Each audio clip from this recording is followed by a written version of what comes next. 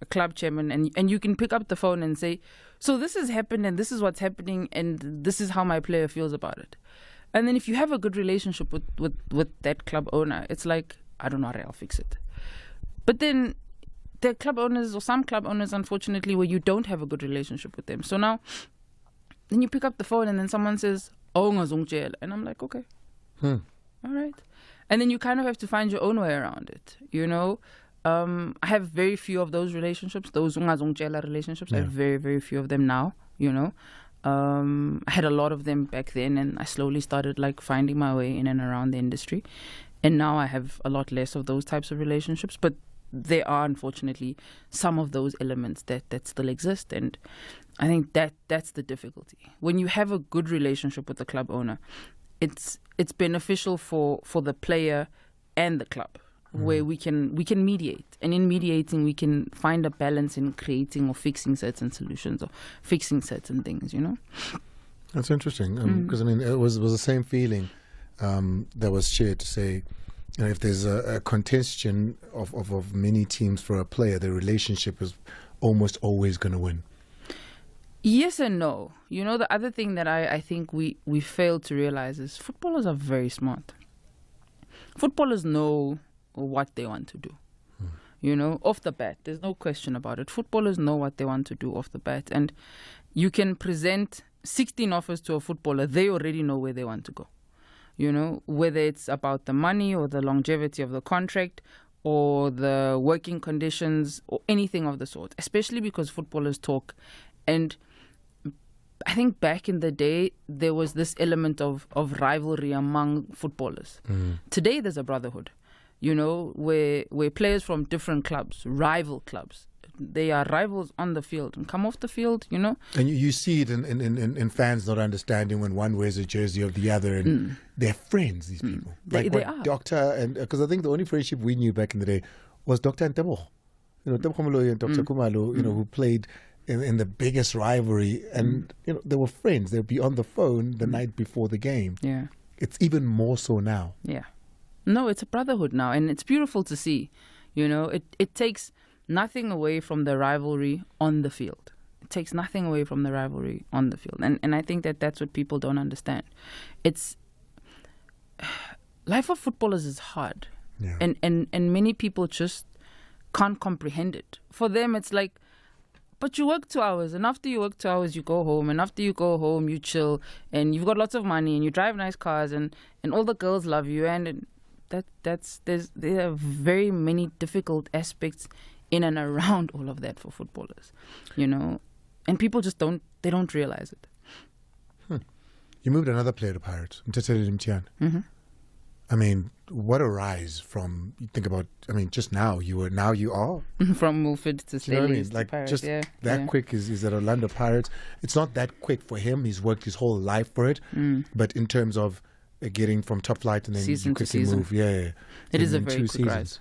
It is a very quick rise. Probably not as quick as Mbogazi's show, but True. it's a very quick rise. I think very few players go from NFD to PSL to Pirates. Top 3. Stellies to Pirates. You know, it's champions of the league. You don't. I haven't seen it much, but it's Doesn't happen often. no, it doesn't. But Pirates were very intentional. Pirates actually wanted him Tetelele in January. Yeah, I was on holiday in Mauritius with my family, and I was on the phone a lot, like on the phone incessantly, you know, and they were intentional then about it. And I think that they kept up the pace of that intention. So even before the window opened, that deal was done. I think by the time Tetelele picked up the red card for Stellenbosch, it was just like, it was sad for me. Like when he picked up the red card, I was like, it's their last game playing for Stellenbosch, and that's what happened. But it is what it is, you know, and we move from those kinds of things. Good deal for him? Very. Okay. I mean, he's pleased with it, and I think that's the alpha and omega of it, is the fact that he as a player is pleased with it. I just want to clarify some things, because I think sometimes agents get a lot of flack they don't deserve.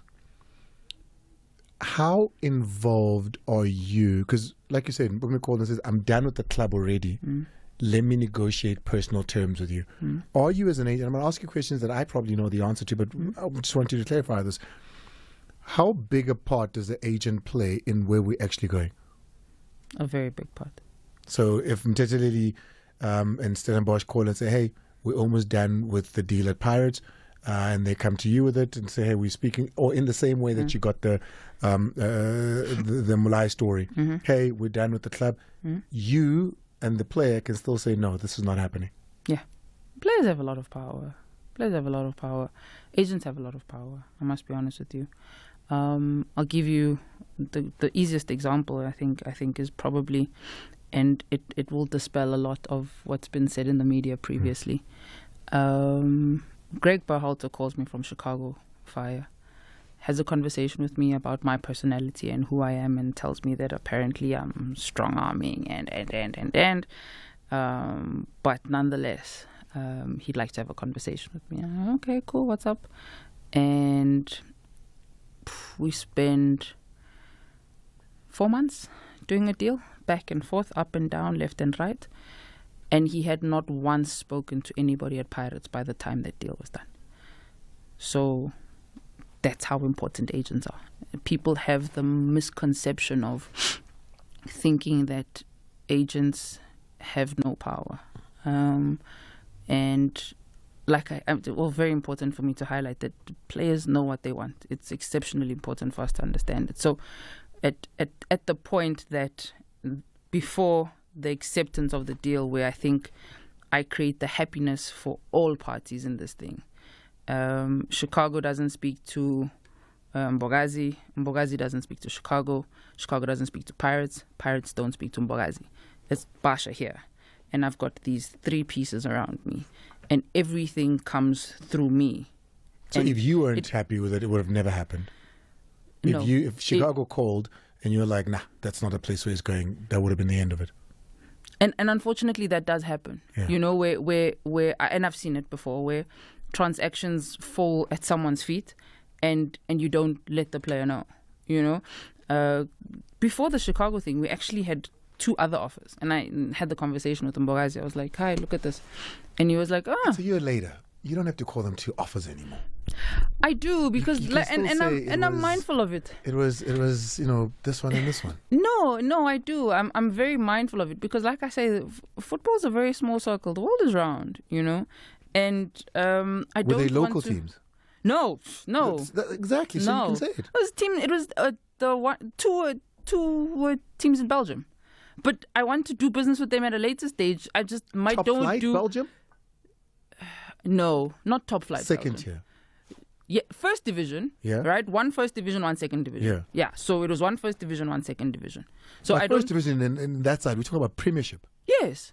In Belgium. Yes. And they didn't give me the same amount of money. When I told them that I got an offer from Chicago for 3 million, they were like, "No, we don't believe you." I was like, "Oh, you'll read about me. Sharp. They'll read about me." But isn't less money in Belgium better than all the money in America? And I say this because because of the exchange rate. Look, the exchange rates are different, right? What is it, like 22 to 18 or 22 to 17? Yeah. Sure. But the reality is 1:3. Come on, Andile. You can't. Man, the numbers just don't make sense. Now I must take it just because you are from there.